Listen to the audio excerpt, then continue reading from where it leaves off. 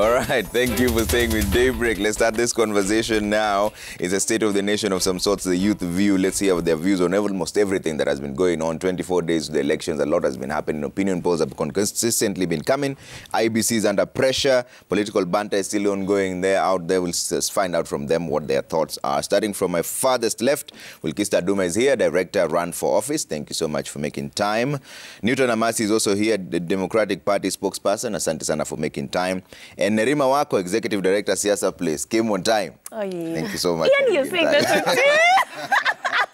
normally I'm on time. Anyway, it's always late. Okay. Let's start off from the front page of the Daily Nation. They say lame duck president, the Standard actually. Lame duck president, they ask. Uhuru Kenyatta is counting days to his exit, yet unlike his predecessors, the president, who is also the Azimio Party chairperson, has hit the campaign trail for his chosen successor and is busy with statecraft, including making key appointments and overseeing government projects, signaling his desire not to fade away just yet. And Wilkister, I'll start with you on this. Just 24 days to go to the polls. Do you expect the president to be on the campaign trail like he is, or should he just be managing his succession and let Kenyans decide without influence? Well, there's an ideal scenario where we wish the president would just step aside and let Kenyans decide in terms of who are we voting in, particularly for the presidential seat, because this is where it seems he's putting a lot of, his weight and influence around which candidates are we having, who am I throwing my weight behind in terms of the person that we'd like to see there at the, at the presidency. And for me, it speaks about a continuation of his own legacy, that is saying that we're throwing this person and this is who we are fronting to have as a presidential candidate, because his success also ties in with the person who comes after him, because you realize that not all the projects that started in his tenure or during his term are going to be completed within the next 24 days before we have new office bearers. So I feel like he is in a relationship where the successor of his presidency, or the successor of the term that comes in next, will determine also part of his legacy. So I feel for him to be, actively involved in the political space, it's also still him holding space and saying that, I'd like to see my legacy go on beyond here, because you see a fallout between him and his deputy during the second term. So if his deputy succeeds him as the president, then his legacy in a way is not going to take off as he had imagined. But if we have, the people that he's throwing his weight behind, then it means it might look different for him in terms of a continuation of legacy. Yeah. But Newton, what is wrong with the president having his continuation of his legacy, like Wilkister is saying? The thing is just simple, Trevor. Good morning, first of all. The thing is just simple. President Uhuru Kenyatta, we have been consistent that he needs to take a backseat and observe things from the periphery. Because one, he cannot tell us where to go as a country in the next 5 years, and yet where we are at the moment, it's a bad place for this country. Look at the high cost of living. Look at the rant he had the other day at Kenyatta University, trying to affect the education of this country through calling some powerful shots, dealing with the people swiftly. We are not, as young people, we are not looking forward to being in a country whereby we do things just because we are in power. And President Uhuru Kenyatta has consistently been on the forefront to lead this country in the bad direction. And honestly, he needs to sit back. And I'll refer back to 2002, when Moi tried to direct us to vote for Uhuru Kenyatta as the president. The people of the Republic of Kenya refused to go that route, because at that point, no Kenyan wanted to continue the legacy of the late Moi. And that is the same thing that is happening 20 years later. Uhuru is forcing on Kenyans a candidate or someone who will come in and do as he wishes. And yet the things he has done all this time have been things to pain Kenyans. Okay. Yes. Nerima, what are your thoughts on this? Because there are those who are arguing that we have already paid for some of the ongoing projects, so they should actually be completed. So him trying to ensure that his legacy continues is not necessarily a bad thing. It's not necessarily a bad thing. I mean, all projects should be completed. It's a great thing. But then what we're dealing with is something that we haven't quite seen before as a country. And that's because we have a sitting president who technically still has a lot of energy. I'm not going to say he's young, maybe youthful, compared to In other spirit. leaders. But he still has a lot of oomph and energy, very active.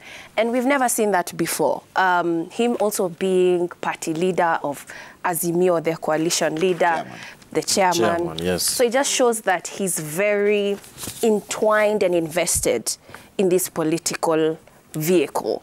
And what does that mean? Because it can either work to his advantage or his disadvantage. I frankly feel that the more open and vocal he is and present, the less it supports the Azimio campaign. Because people want to see Honorable Raila more or Honorable Martha Karua more, and, you know, envision what it would be as them in leadership, not necessarily having still the presence of President Uhuru Kenyatta. So I do believe there are ways that he can support, but not necessarily some of the innuendos he has been making publicly at press addresses. One, when he said that, you know, if he sees something going wrong, he will call a meeting privately with Honorable Raila and speak with him. No, that now becomes like a helicopter. You're a helicopter leader. You do not trust that he will manage things to move in the right direction, and you're almost stringing him along as a puppet. Exactly. You need to allow him to let go. The charismatic leader that he is, he has his own ground, his own space. There are areas he could use the president's support, but not in some of the ways that he has been showing that support. Yeah. I think the strategy team needs to sit down with their chairman and basically work out a strategy of the next 25 days and how he can be able to bring energy and zoom into the campaign because he's involved, but not necessarily the outbursts that he has been having publicly in the rallies. Yeah. But again, just to add on whatever Nerima has said, you know, it is so funny. We are young, and today I believe it's about us young people.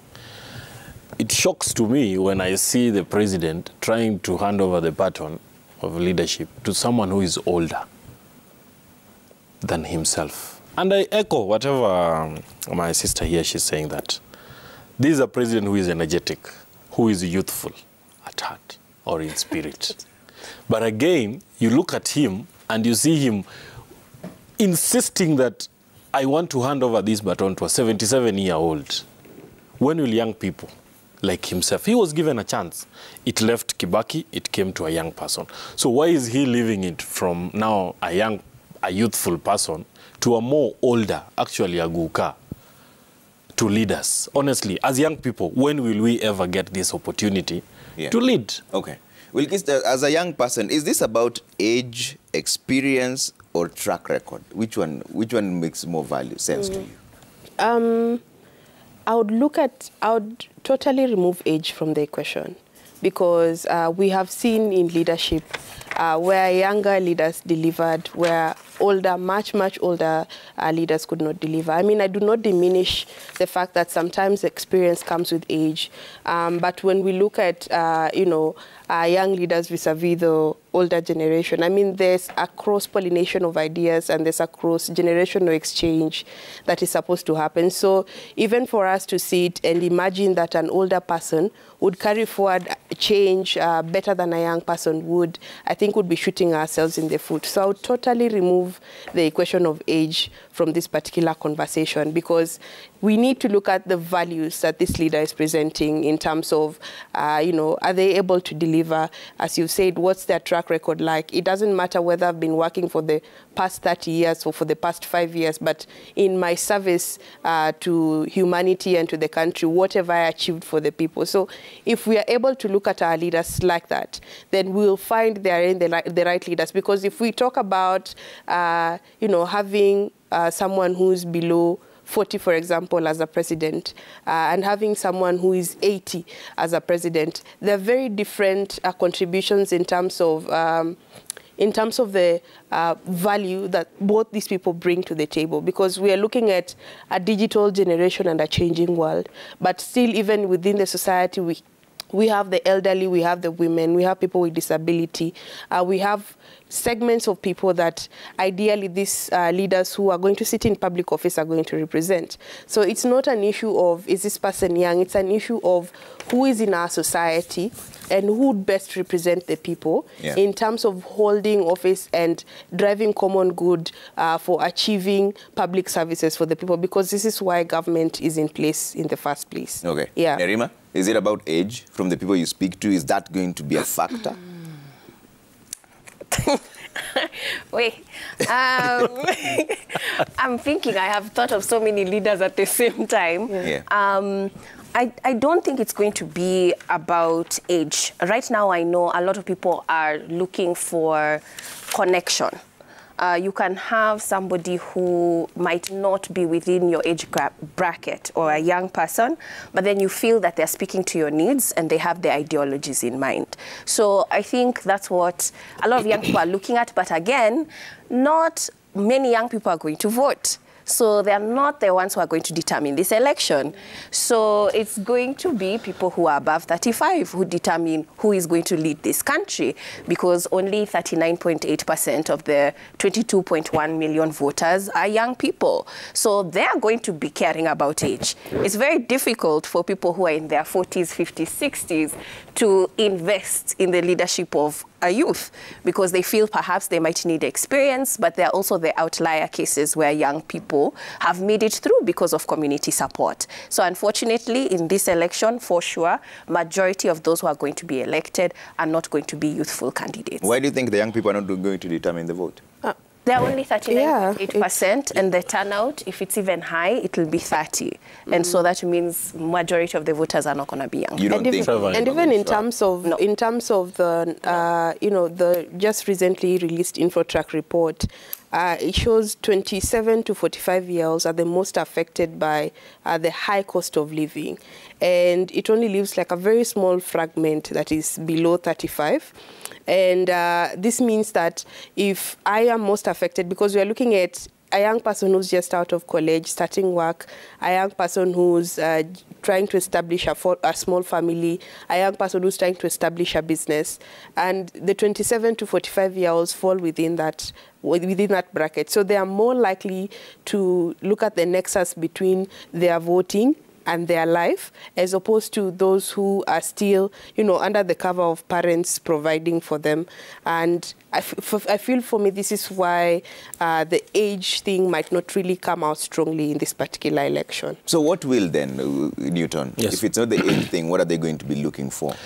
First of all, I want to debunk whatever Nerima has said, that the 39.1% of the vote of the young people, 39.8% of the young people's vote is not going to tilt the scale of election.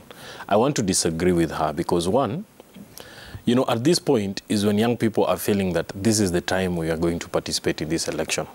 And it will be shock to them when they say young people are not going to participate. Previously we have had politics of promise. But right now, as we look at the politics of this country right now, we are looking politics of commitment. And you can look at the presidential candidates that are frontrunners. There are those who are here to just give the promise, and there are those who are giving commitment. And young people want to associate themselves with the presidential candidates who are offering commitment. We are from those politics of promises previously. And it is going to be shock to many, because one, the young people are the ones who are most disfranchised in this year's election. And moving forward, they are going to make their voice so clear that next election or next leadership cycle, people are not going to take as young people for granted. Because honestly, you can't say 8 million votes. As you say, 39.8%. Out of 22 million. Out of 22 million. How you just need the 8 million to lead this country. And young people know the power. Exactly. Right. And this time round, they are going to come out to vote. I can tell you. I can tell you. Let's speak on facts, not feelings. Yes. I'd like to remind Newton that in 2017, we were at 51% Thank you. in terms of registered youth voters. Right now, we're speaking about a dismal 39%. And a very huge drop in terms of registration of voters of young people. And remember, even the commission targeted to do 6 million new voters, and it hit, I think, a little over 2.5 million. Yeah, they missed it by about 4.5. Exactly. Yes. So we have a whole population of young people who are not invested as much in our political processes, because even their participation is not formal in the political space. You know, Trevor, I'm really shocked. I am seated with young people like myself, and they are here castigating aspersions about young people not going to vote. But as young leaders, we are supposed to say, why are young people not going to vote? But are they going to vote? Yes, they are going to vote this time round, because one, I will itself miss the targets. Okay, so there were 6 million, they missed by 4.5 million. So even if they wanted to vote now, they can't. That's the first fact. No, we are talking about the 8 million. We are talking about ones who are the 8, registered yes, the 8 million who are registered. 100%. No, this time round they are going to turn out. Wow. Because their future depends on this. You thought. You get me? And she has said clearly Wilkister here said very clearly that the people who have been affected by the high cost of living are not the elderly, are the people between the ages of 27 to 45. Who are the majority are the people from between 27 and 35, because one, they don't have employment. And you see, this time round, they are making a decision between a capital-intensive presidential candidate or ideas or policies and a labor-intensive presidential candidate. And if you look at the two frontrunners, there is one who is offering to continue the infrastructure development policies of Uhuru Kenyatta. And there's another one who is pushing for the labor-intensive market for these unemployed young people. And the young people will say, why don't we go and vote for the labor-intensive policies that are being led by William Samoei Ruto? Because he is offering that solution that young people want. And you're basing this on the manifestos? Yes, on the manifestos and on the commitments that the Kenya Kwanza presidential candidate has offered the young people of this country. Maybe on their end, if they feel that the young people are not going to vote, it is because they have not given the young people the reason to go and vote. And from where we sit as Kenya Kwanza, we have given the young people a reason to go and vote. They want jobs. Quality jobs. We don't want to see a gun manufacturing company being set up with 4 billion and yet it is only offering employment to 100. But if we don't go to vote as young people, then we are going to continue those kinds of policies. But if we go and vote, then we are changing the narrative and saying that as young people, we want labor-intensive policies that are going to inspire these young people to get employment. So, Nerima, why do you think the young people will not vote? I'm not saying that they will not vote. You know, I think we need to be clear about what I said. Yes. There's a decline on the number of young people who can vote. Because of that decline, their representation on the voter registry has declined. Out of the 22 million people who can vote, only 8 million are youth. They are not 50% of the voting bloc, like what Wilkister said in 2017. There has been a decline of 5.2%. Yes. We need to recognize that decline. Number two, anytime it comes to voting, there is never a 100% turnout. That is true. Absolutely never. And that's why I'm saying, out of your 8 million, you will not get 8 million. There will be a decline. Not everyone will make it to the polling station, unfortunately, for some reason or the other. So we have to think statistically and be factual. And that's why I'm saying, according to the youth who can vote, they are a small number. And out of that small number, a smaller number will actually vote on that day. That is the reality. I'm not saying that they shouldn't. I'm not saying that the turnout will be low and all that. I wish that they registered. Because let me tell you for a fact, when Honorable Martha Karua said she was going to be standing as DP, the number of young women who messaged us asking if they can register, and it was closed. I can tell you, they want to register. Now, these are the youth we are talking about. They are feeling the pain. They didn't feel there's someone representing them. Now they felt someone has come. But it's late. For me, you see, Trevor, from Wilkister on this. So is this a failure on the parties, on the system itself, or is it the young people failing themselves? Because now, like what Nerima is saying, that they wanted to register now, because all of a sudden now they have a reason. So who failed them? Did they fail themselves, or is it these teams that took so long, still just haggling on who to be where, that they didn't give people a reason to vote, or even take a voter's card? Yeah. And I feel the political space has been inducing apathy. And this is why young people have found themselves on that side where, as Nerima mentioned earlier, people are, they relate more with personalities or, guys who they feel represent them as opposed to the rhetoric that has been in place for some time.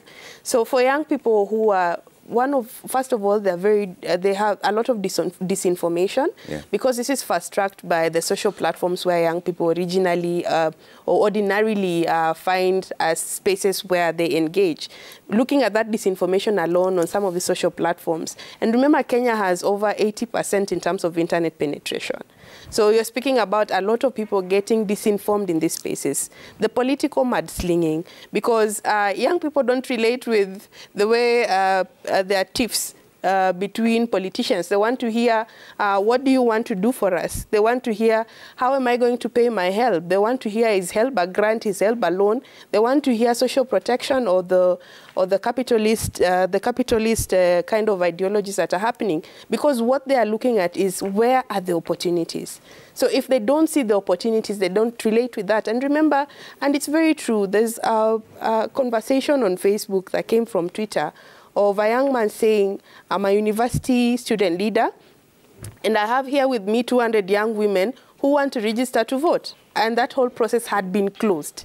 And they wanted to register to vote because they had seen a Martha Karua candidacy on the ballot. And they were not looking at it from an Azimio perspective. It was a Martha Karua candidacy on the presidential ticket. So there's a truth to people relating more with leaders that they feel are going to represent them or represent their needs in terms of what their candidature represents. And over and above that, in terms of inducing apathy, there's also disinformation, which I've spoken about, and the lack of information trickle down.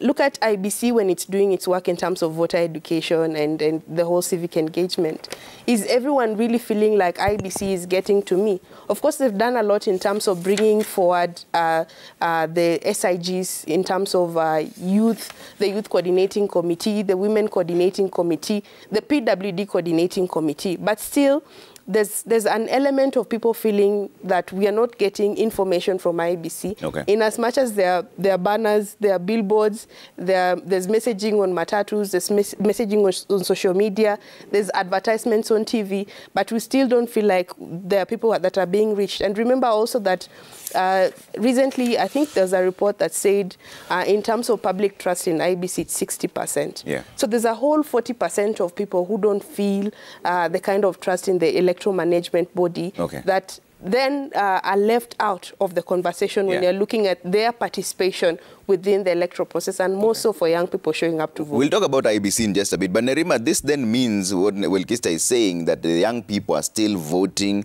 on personalities rather than the issues. Because if all of a sudden now they wanted to register when it was closed because of the Martha Karua addition, then it means for them it was never really about the issues, it was about the personalities. No, it's a little bit on the issues, but maybe not quite digging deeper in terms of solutions or policy solutions or ideologies. I think that they are listening to what particular coalitions are promising because, like we've mentioned, the high cost of living, people are looking at what are they going to say differently in terms of solving it. But the personality aspect comes in terms of looking at a person's record. That's one thing that I can say has shifted over the last 10 years because of our constitution and evolution. So classic example, MCA position, one of the hardest positions to get re-elected because people actually have first-hand experience with, engaging their MCA. So if someone doesn't perform well, people will not vote you back in.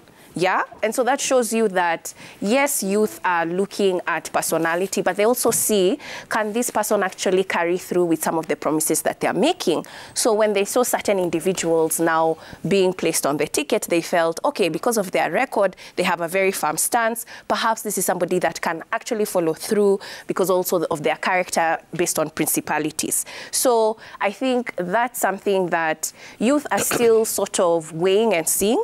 I do believe they can. care about the economy and the situations around them, but then whether they investigate some of this information, I'm glad that I see media debunking some of the myths with the manifestos, saying whether it's factual or false, and that's very, very key, because people can make all sorts of promises and they're just impossible to follow through with. Yeah. Newton, the young people you speak to, for them, is it about the issues of the personalities? Because at first you mentioned the issue of age, then you came back to the issue of the agenda that is being tabled. Yes. From the angle I see it, is simple. Young people are looking at issues. They're looking at commitment. And you see, I'm so glad that my two sisters here are confirming that, one, those people who are not going to vote in this election, those young people who are not going to vote, are the ones who missed out in the registration process. And you have heard them say they wanted to be registered because they believed in the Martha Karua inclusion in the presidential candidate.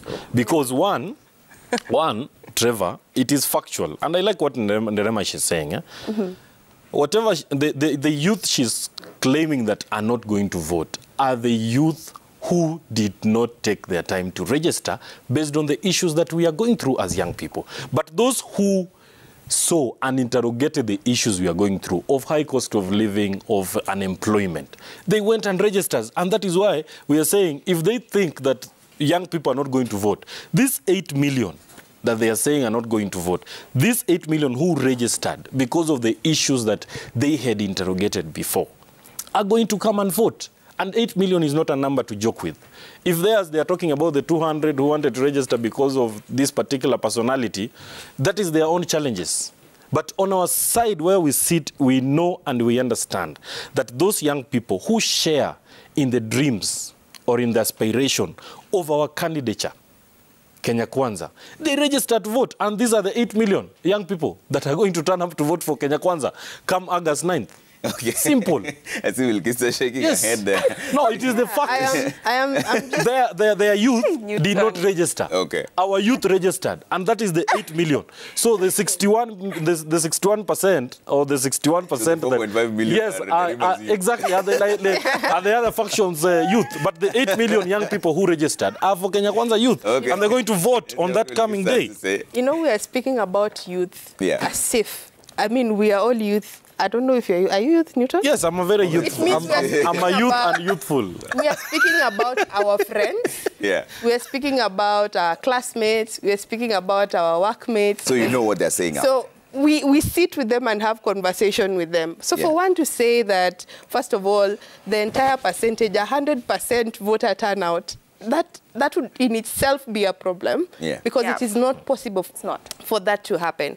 I mean, I'm yet to see a place where there's that, unless guys are removed from their houses with guns.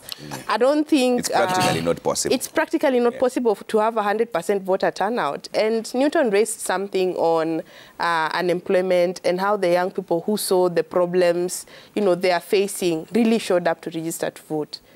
There are young people who saw their problems as being presented on the ballot.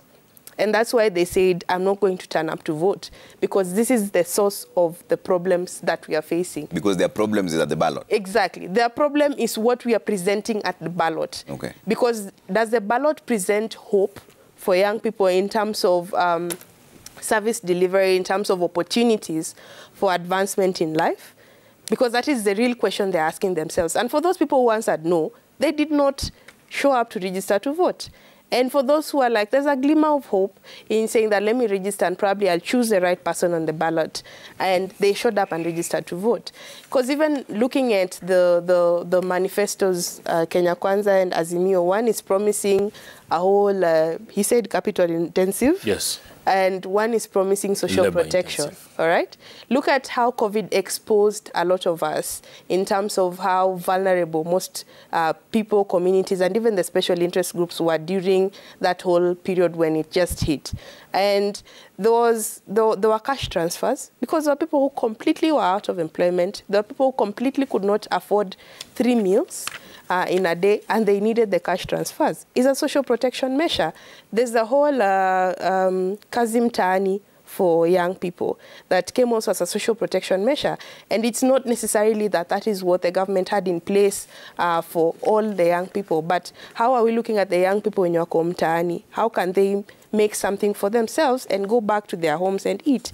So when I interrogate the capital intensiveness or manufacturing jobs and all that, are we even speaking about climate action, climate change in all this? Because I don't see the manifestos presenting that option for us. Are we going to be safe? Do we know whether in 100 years we're going to still have a country called Kenya? Or are we going to be phased out because of global warming and other things? So I feel like in as much as we are speaking about the opportunities in these manifestos, the two do present, they present valid points in terms of their approach to addressing the problems that the young people are currently facing.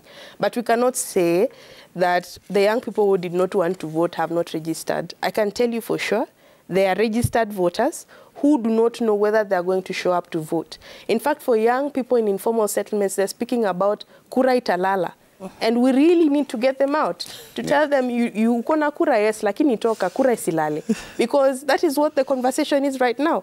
If the price of unga has skyrocketed to God knows what, and we are talking about poverty being below $1 a day. So below $1 a day are going to afford unga to eat leo, kesho kutwa. How is that going to happen to you? In itself. Yeah, so there's a whole big conversation on, is the ballot presenting opportunities for me? And that is why you're seeing them saying, I feel this person on the ballot presents an opportunity for me, because I have seen their track record in terms of what they have done in the past in their leadership capacities. All right, let's take a quick break here. Keep your views coming at Trevor Mbija at Citizen TV Kenya. We'll sample some of them. When we come back, we now talk about the IEBC, the political banter that has been going on out there. And they're undecided. 16%, they say. Earlier on, the DIFA polls was at 10%. Infotrack says 16%. Are these the young people who are undecided? 24 days to go to the elections. And what will change their minds? That coming up in just a bit.